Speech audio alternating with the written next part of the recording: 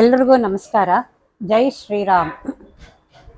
ಅಯೋಧ್ಯೆ ರಾಮ ಮಂದಿರ ಉತ್ತರ ಪ್ರದೇಶದಲ್ಲಿ ಅದ್ಭುತವಾಗಿ ಅಮೋಘವಾಗಿ ನಿರ್ಮಾಣ ಆಗಿದೆ.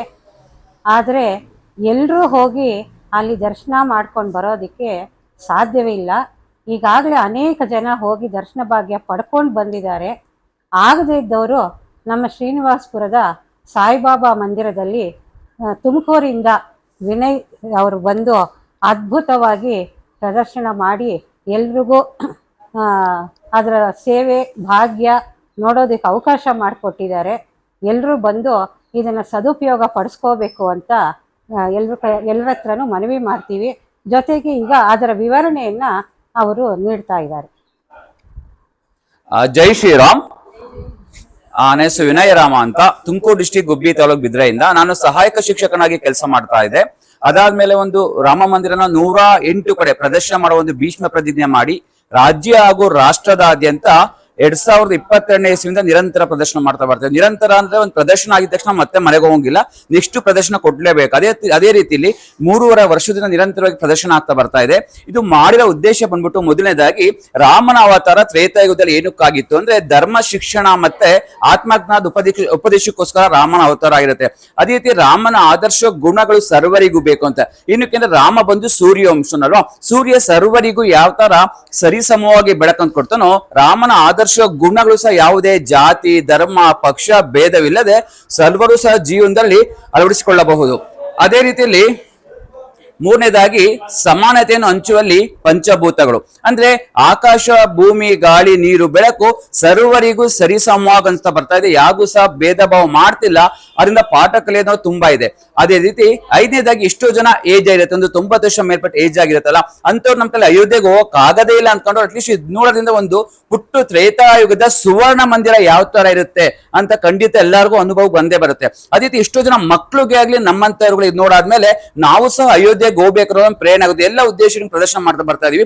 ಕರ್ನಾಟಕದ ಸುಮಾರು 19 ಜಿಲ್ಲೆಗಳಲ್ಲಿ ಪ್ರದರ್ಶನ ಮಾಡಿದೀವಿ ನೋಡಿ. ಜಿಲ್ಲೆ ಆಗಿರ್ಬೋದು, ತಾಲೂಕು ಆಗಿರ್ಬೋದು, ಹೋಬಳಿ ಆಗಿರ್ಬೋದು, ಗ್ರಾಮ ಆಗಿರ್ಬೋದು, ಸ್ಕೂಲ್ ಆಗಿರ್ಬೋದು, ಕಾಲೇಜು, ಹಾಸ್ಪಿಟಲ್, ಮಠ, ಮಾನ್ಯಗಳು ಎಲ್ಲಾ ಕಡೆನೂ ಪ್ರದರ್ಶನ ಮಾಡ್ತಾ ಬರ್ತಾ ಇದೀವಿ. ನೋಡಿ 3 ಮಹಡಿಗಳು ಬರುತ್ತೆ. ಇದು ನೆಲ ಮಹಡಿ ಅಂತ ಕರಿತೀವಿ. ಇದು 1ನೇ ಮಹಡಿ, ಅದು 2ನೇ ಮಹಡಿ. ಈಗ ನೋಡಿ ಇದು ನೆಲ ಮಹಡಿಲಿ ಬಾಲರಾಮ ಪ್ರತಿಷ್ಠಾಪನೆ ಆಗಿ ಕರೆಕ್ಟ್ ಆಗಿ 2.5 ವರ್ಷ ಆಗಿದೆ. ಜೈ ಶ್ರೀರಾಮ್. ಜೈ ಶ್ರೀರಾಮ್. ನೋಡಿ ಆ ಬಾಲರಾಮನ ಮುಂಭಾಗದಲ್ಲಿ ಲಕ್ಷ್ಮಣ ಭರತ ಶತ್ರುಘ್ನ ಸಹ ಇದ್ದಾರೆ. ನೋಡಿ ರಾಮ ಲಕ್ಷ್ಮಣ ಭರತ ಶತ್ರುಘ್ನ ಸೇರಿ ವಿಷ್ಣುವಿನ ಪೂರ್ಣ ಅವತಾರ ಅಂತಾನೂ ಸಹ ಕರಿತೀವಿ. ರಾಮ ವಿಷ್ಣು ಆದ್ರೆ ಲಕ್ಷ್ಮಣ ಶೇಷನಾಗ, ಭರತ ಮತ್ತೆ ಶತ್ರುಘ್ನ ಶಂಖ ಮತ್ತೆ ಚಕ್ರ. ವಿಷ್ಣುವಿನ ಪೂರ್ಣ ಅವತಾರ ಲಕ್ಷ್ಮಣ ಭರತ ಶತ್ರುಘ್ನರಾಗಿ ಜನರಾಗಿರ್ತಾರೆ. ಆ ಬಾಲರಾಮನ ಬಲಭಾಗದಲ್ಲಿ ಒಂದು ಗಣಪತಿ, ಎಡಭಾಗದಲ್ಲಿ ಒಂದು ದೇವಿಯು ಸಹ ಪ್ರತಿಷ್ಠಾಪನೆ ಆಗಿರೋದು ನೆಲ ಮಹಡಿ ಆಯ್ತು. ಅದೇ ರೀತಿ ಈಗ 1ನೇ ಮಹಡಿ. 1ನೇ ಮಹಡಿ ನೋಡಿ ರಾಮನ ಆಸ್ಥಾನ ಅಥವಾ ದರ್ಬಾರ್ ಅಂತ ಕರಿತೀವಿ. ಅಂದ್ರೆ ರಾಮ ಕಲ್ಯಾಣ ಆದ್ಮೇಲೆ ಕಲ್ಯಾಣ ರಾಮನಾಗಿ ಸೀತಾದೇವಿ ಜೊತೆ ದರ್ಬಾರ್ ಮಾಡಕ್ ಬರ್ತಾನೆ, ಸೀತಾ ಸಮೇತ ಪಟ್ಟಾಭಿರಾಮ. ನಾವು ಅಯೋಧ್ಯೆಗೆ ಹೋದಾಗ ಸೀತಾದೇವಿಯ ದರ್ಶನ ಮಾಡ್ಬೇಕು ಅಂದ್ರೆ 1ನೇ ಮಹಡಿಗೆ ಬಂದಾಗ ರಾಮನ ಪಕ್ಕ ಸೀತಾದೇವಿ ಕೂತಿರ್ತಾರೆ. ಸೀತಾದೇವಿಯ ದರ್ಶನನೂ ಆಗುತ್ತೆ, ರಾಮನ ಪರಿವಾರವು ಅಲ್ಲೇ ಬರುತ್ತೆ.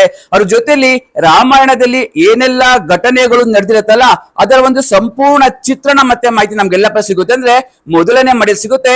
ಒಂದು ಸಂಪೂರ್ಣ ರಾಮಾಯಣ ನೋಡಿದಷ್ಟು ಒಂದು ಅನುಭವನು ನಮ್ಗೆ 1ನೇ ಮಡಿಲಿ ಆಗುತ್ತೆ. ಅದ್ರ ಮೇಲೆ ಇನ್ನೊಂದು ಮಹಡಿ ಬರುತ್ತೆ, 2ನೇ ಮಹಡಿ ಅಂತ. 2ನೇ ಮಹಡಿಗೆ ಸಾರ್ವಜನಿಕರಿಗೆ ಯಾರಿಗೂ ಹೋಗೋದಕ್ಕೆ ಅವಕಾಶ ಇರಲ್ಲ, ಮತ್ತೆ ಅಲ್ಲಿ ಯಾವುದೇ ದೇವ್ರನ್ನ ಸಹ ಪ್ರತಿಷ್ಠಾಪನೆ ಮಾಡಿರಲ್ಲ. ನಾವು ಅಯೋಧ್ಯೆಗೆ ಹೋದಾಗ ನಾವು ಇವಾಗ ನೆಲ ಮಹಡಿಗೆ ಹೆಂಗೆ ಹೋಗೋದಕ್ಕೆ ಅವಕಾಶ ಮಾಡ್ಕೊಡ್ತಿರಲ್ಲ ಅದೇ ರೀತಿಯಲ್ಲಿ 2ನೇ ಮಹಡಿಗೂ ಸಹ ನಮ್ಗೆ ಹೋಗೋದಕ್ಕೆ ಅವಕಾಶ ಮಾಡ್ಕೊಡ್ತಾರೆ. ಅದೇ ರೀತಿ ಟೋಟಲ್ 392 ಕಂಬಗಳು ಬರುತ್ತೆ. ನೋಡಿ ಇದು ನೆಲ ಮಹಡಿಲಿ 160 ಕಂಬ ಬರುತ್ತೆ. 1ನೇ ಮಹಡಿಲಿ 132 ಕಂಬ, 2ನೇ ಮಹಡಿ ಒಂದು 74ರಿಂದ 100 ಕಂಬದೊಳಗೆ ಬರುತ್ತೆ. ಅದರಲ್ಲಿ 6 ಡಜನ್ ಪಿಲ್ಲರ್ಗೆ ದೇವ್ರಗಳನ್ನ ಕೆತ್ತನೆ ಮಾಡ್ತಾರೆ. 6 ಡಜನ್ ಅಂದ್ರೆ ಸುಮಾರು 72 ಕಂಬಗಳಿಗೆ ದೇವ್ರಗಳನ್ನ ಕೆತ್ತನೆ ಮಾಡಿದ್ದಾರೆ. ಒಂದೊಂದು ಕಂಬದಲ್ಲಿ ಸುಮಾರು 16ರಿಂದ 24 ದೇವ್ರುಗಳು ಬಂದಿದೆ. ನಾವೀಗ ಫ್ರಂಟ್ ಅಲ್ಲಿ 2 ಕಂಬ ನೋಡ್ತಿದೀವಲ್ಲ, ಇವೆರಡು ಕಂಬ ಸ್ಟ್ರೈಟ್ ಗರ್ಭಗುಡಿ ತನಕ ದೇವ್ರುಗಳನ್ನ ಕೆತ್ತನೆ ಮಾಡಿದ್ದಾರೆ. ಅಯೋಧ್ಯೆಲೂ ಸಹ ನಾವು ಇದೇ ತರ ಮೆಟ್ಲೆತ್ಕೊಂಡು ಸ್ವಲ್ಪ ಮುಂದೆ ಹೋದ್ರೆ ಮುಂದೆಯಿಂದನೇ ಬಾಲರಾಮ ದರ್ಶನ ಕೊಡ್ತಾ ಹೋಗ್ತಾನೆ. ಗರ್ಭಗುಡಿ ಹತ್ರಕ್ಕೆ ಹೋದ ನಮ್ಗೆ ಬಾಲರಾಮ ತುಂಬಾ ಚೆನ್ನಾಗಿ ಕಾಣ್ತಾನೆ. ಆ ಬಾಲರಾಮನ ದರ್ಶನ ಮಾಡಾದ್ಮೇಲೆ ನೋಡಿ ನಮ್ಗೆ ಈ ಕಡೆನೂ ಸಹ ಮೆಟ್ಲಿದೆ, ಈ ಕಡೆನೂ ಸಹ ಇಳಿಬಹುದು, ಅಥವಾ ನಾವು ಆ ಕಡೆ ದರ್ಶನ ಮಾಡ್ಕೊಂಡು ಅಲ್ಲೂ ಸಹ ಮೆಟ್ಲಿದೆ, ಅಲ್ಲಿಂದನೂ ಸಹ ನಾವು ಇಳಿಬಹುದು. ಅದೇ ರೀತಿ ಲಾಸ್ಟ್ ಅಲ್ಲಿ ಗೋಪುರ ನೋಡ್ತೀವಲ್ಲ, ಆ ಗೋಪುರದ ಎತ್ತರ ಬಂದ್ಬಿಟ್ಟು 161 ಅಡಿ ಎತ್ತರ ಇದೆ. ದೇವಸ್ಥಾನದ ಉದ್ದ 380 ಅಡಿ ಉದ್ದ ಇದೆ. ಅಗಲ 250 ಅಡಿ ಅಗಲ ಇದೆ. ಇದು ವಿಶ್ವದಲ್ಲೇ 3ನೇ ಅತಿ ದೊಡ್ಡ ದೇವಸ್ಥಾನ ಅಂತ ಆಗಿದೆ. ಇದನ್ನ 1000 ವರ್ಷ ಇರಂಗಿಯನ್ನ ಕನ್ಸ್ಟ್ರಕ್ಟ್ ಮಾಡಿದ್ದಾರೆ. ಯಾವುದೇ ಮಳೆ ಗಾಳಿ ಭೂಕಂಪ ಬಂದು ಸಳಗಾಡಬಾರ್ದು. ಅದೇ ರೀತಿ 1000 ವರ್ಷ ರಿಪೇರಿಗೂ ಸಹ ಬರಬಾರ್ದು.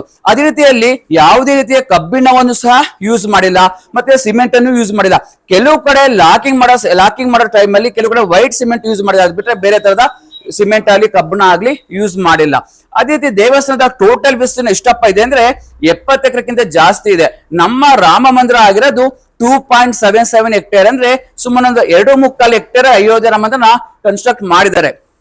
ಅದೇ ರೀತಿ ಒಂದ್ ರೌಂಡ್ ಅಯೋಧ್ಯೆ ರಾಮದ ಪ್ರದಕ್ಷಿಣೆ ಬರ್ಬೇಕು ಅಂದ್ರೆ ಸುಮಾರು 750 ಮೀಟರ್ ಅಂದ್ರೆ ಸುಮಾರು 3/4 ಕಿಲೋಮೀಟರ್ ಬೇಕು. ನಾವು ಪ್ರದಕ್ಷಿಣೆ ಬರ್ಬೇಕು ಅಂದ್ರೆ ನಾವು ಪ್ರದಕ್ಷಿಣೆ ಮಾಡ್ತೀವಲ್ಲ, ಆ ಪ್ರದಕ್ಷಿಣೆ ಮಾಡೋ ಜಾಗಗಳು ಅಲ್ಲಲ್ಲೇ ಋಷಿ ಮುನಿಗಳು ಮತ್ತೆ ಪಾತ್ರಧಾರಿಗಳು ಸಹ ಪ್ರತಿಷ್ಠಾಪನೆ ಮಾಡಿದ್ದಾರೆ. ವಾಲ್ಮೀಕಿ ಮಹರ್ಷಿಗಳಾಗಿರ್ಬೋದು, ವಸಿಷ್ಠರು, ಅಗಸ್ತ್ಯರು, ವಿಶ್ವಾಮಿತ್ರರು, ಮಾತಾ ಶಬರಿ, ಜಟಾಯು, ನಿಷಾದ ರಾಜ, ದೇವಿ ಅಹಲ್ಯ ಆಗಿರ್ಬೋದು. ಅದೇ ರೀತಿಯಲ್ಲಿ ದೇವರುಗಳು ಸಹ ಪ್ರತಿಷ್ಠಾಪನೆ ಮಾಡಿದ್ದಾರೆ. ಗಣಪತಿ ಆಗಿರ್ಬೋದು, ಹನುಮಂತ ದೇವರು, ವಿಷ್ಣು, ಶಿವ, ಮಾತೆ ಭಗವತಿ ಅಮ್ಮನವರು, ಅನ್ನಪೂರ್ಣೇಶ್ವರಿ ಮತ್ತೆ ಸೂರ್ಯ ದೇವ. ಸೂರ್ಯವಂಶದವನೇ ರಾಮ, ಆದ್ರಿಂದ ಸೂರ್ಯ ದೇವನು ಸಹ ಪ್ರತಿಷ್ಠಾಪನೆ ಮಾಡಿದ್ದಾರೆ. ಪ್ರತಿ ವರ್ಷ ಶ್ರೀರಾಮನವಮಿ ಟೈಮಲ್ಲಿ ಸೂರ್ಯನ ಒಂದು ಕಿರಣ ಬಾಲರಾಮನ ಹಣೆ ಮೇಲೆ ಸ್ಪರ್ಶ ಮಾಡೋಂಗು ಸಹ ಮಾಡಿರೋದು ಪ್ರತಿ ವರ್ಷ ಶ್ರೀರಾಮನವಮಿ ಟೈಮಲ್ಲಿ. ಈಗ ಅಯೋಧ್ಯೆಯಲ್ಲಿ ಪೂರ್ಣ ಪ್ರಮಾಣ ಕಂಪ್ಲೀಟ್ ಇನ್ನು ಕೆಲಸ ನಡೀತಾ ಇದೆ. ಇನ್ನು ಕಂಪ್ಲೀಟ್ ಆಗಕ್ಕೆ ಇನ್ನು 2 ರಿಂದ 3 ವರ್ಷ ಆಗುತ್ತೆ. ಇದು ಮಂದಿರದ ಬಗ್ಗೆ ಇದು ಮಾಹಿತಿ. ನೀವು ನಿರ್ಮಾಣ ಮಾಡೋದಿಕ್ಕೋಸ್ಕರ ಎಷ್ಟು ದಿನ ಕಾಲಾವಕಾಶ ತಗೊಂಡ್ರಿ? ಇದು ಮಾಡೋದಕ್ಕೆ ಸುಮಾರು ಒಂದು 3.5 ತಿಂಗಳಾಯ್ತು. ಇಷ್ಟು ಜನ ಕರೆದ, ಇಷ್ಟು ಜನ ಸೇರಿದೆಲ್ಲ ಮಾಡಿವಿ ಅಂತ. ಆಕ್ಚುಲಿ ನಾನು ಮತ್ತೆ ನಮ್ಮ ಹನುಮಂತ ಅಂತ ಹೇಳಿದೆ. ಹನುಮಂತ ಅಂದ್ರೆ ದೇವ್ರಿದು, ಅವನು ನಾನು ಇಬ್ರು ಸೇರ್ಕೊಂಡು ಮಾಡ್ತೀವಿ. ಫಿಸಿಕಲ್ ಆಗಿ ಒಬ್ಬರೇ ವರ್ಕ್ ಮಾಡ್ತಾ ಬರ್ತಾ ಇರೋದು. ನಂಗೆ ಶಿವನ್ ಪ್ರೇರಣೆಯಿಂದ ಇದಾಗಿರೋದು. ನೀನು ಏನೇನು ಮೆಟೀರಿಯಲ್ ಬಳಸಿ ತಯಾರಿಸಿದೀರಾ? ನಾವಿದು thermocol, foam board, light weight wood ಇದನ್ನ ಯೂಸ್ ಮಾಡ್ಬಿಟ್ಟು ಮಾಡಿದ್ದು. ಯಾವ್ದು ಪರ್ಟಿಕ್ಯುಲರ್ ಸಿಂಗಲ್ ಮೆಟೀರಿಯಲ್ಸ್ ಇಂದ ಯೂಸ್ ಮಾಡಿದಲ್ಲ, ಎಲ್ಲಾ ತರ ಮೆಟೀರಿಯಲ್ಸ್ ಯೂಸ್ ಮಾಡಿದೀವಿ. ನಂಗೆ ರಾಮನಿಗೆ ಈ ತರ ಮಾಡಿದ್ರೆ ಚೆನ್ನಾಗ್ ಕಾಣುತ್ತೆ ಅಂತ ಮೈಂಡ್ ಅಲ್ಲಿ ಬಂದ್ರೆ ಸಾಕು, ಇಮಿಡಿಯೇಟ್ ಮಾರ್ಕೆಟ್ ಹೋಗೋದು, ಕಲರ್ ಇದು ತರೋದು, ಮತ್ತೆ ಆತರ ಮಾಡೋದು. ಅದೇ ತರನೇ ಮಾಡಿ ಮಾಡಿ ಮಾಡಿ ಇದು ಇಂಪ್ರೂವ್ ಮಾಡ್ತಾ ಬರ್ತಾ ಇದೀನಿ. ಮುಂಚೆ ಇದು ಸಿಂಪಲ್ ಆಗಿತ್ತು, ಅಂದ್ರೆ ಈ ತರ ಏನು ಡೆಕೋರೇಷನ್ ಇರ್ಲಿಲ್ಲ. ಇವಾಗ ಹೆಂಗೆ ನೀವು ಪಿಲ್ಲರ್ ನೋಡ್ತಿರಲ್ಲ, ಆ ಕಲರ್ ಇದೆಯಲ್ಲ ಬಿಸ್ಕೆಟ್ ಕಲರ್, ಸೇಮ್ ಎಲ್ಲಾವುದು ಬಿಸ್ಕೆಟ್ ಕಲರ್ ಇರುತ್ತೆ, ಅದಕ್ಕೆ ಯಾವ್ದು ಗೋಲ್ಡ್ ಕಲರ್ ಇರಲಿಲ್ಲ. ಈಗ ನಾನು ಅದನ್ನ ಸುವರ್ಣ ಮಂದಿರ ರೀತಿ ತೋರಿಸ್ಬೇಕು ಅಂತ ಹೇಳ್ಬಿಟ್ಟು ಎಲ್ಲಾ ಗೋಲ್ಡ್ ಕಲರ್ ತರ ವರ್ಕ್ ಮಾಡಿ ಪ್ರದರ್ಶನ ಮಾಡ್ತಾ ಬರ್ತಾ ಇದೀನಿ. ಇದು ಹೆಂಗೆ ಇದು ಮಗು ತರ ನೋಡ್ಕೋಬೇಕು ನಾವು, ತುಂಬಾ ಸೂಕ್ಷ್ಮ ಇದು. ನೋಡಿ, ಒಂದು ಪ್ಲೇಸ್ ಇಂದ ನೆಕ್ಸ್ಟ್ ಪ್ಲೇಸ್ ಹೋಗೋದಕ್ಕೆ ತುಂಬಾ ಡ್ಯಾಮೇಜ್ ಆಗುತ್ತೆ. ನಮ್ಗೆ ಡ್ಯಾಮೇಜ್ ಆಗಿದ್ದನ್ನ ಮತ್ತೆ ಅದನ್ನ ಜೋಡಿಸಿ ಜಾಯಿನ್ ಮಾಡಿ ಅಷ್ಟು ಪೇಷನ್ಸ್ ನಮ್ಮಲ್ಲಿ ಇರ್ಬೇಕು. ಸರ್, ನೀವು ಒಂದು ಕಡೆ ಪ್ರದರ್ಶನಕ್ಕೆ ಹೋದಾಗ ಎಷ್ಟು ದಿನ ಕಾಲಾವಕಾಶ ತಗೊಂಡು ಅಲ್ಲಿರ್ತೀರಾ? ನಾವು ಮಿನಿಮಮ್ 7 ದಿನ ಪ್ರದರ್ಶನ ಮಾಡ್ತೀವಿ. ಏನಕ್ಕೆ 7 ದಿನ ಪ್ರದರ್ಶನ ಮಾಡ್ತೀವಿ ಅಂದ್ರೆ, ಮೊದಲನೇದು ರಾಮನ ಅವತಾರ 7ನೇ ಅವತಾರ. ರಾಮನ ಜನ್ಮ ನಕ್ಷತ್ರ ಪುನರ್ವಸು ನಕ್ಷತ್ರ 7 ನಕ್ಷತ್ರ ಬರುತ್ತೆ. ರಾಮ ಅಂದ್ರೆ 7 ಬರುತ್ತೆ.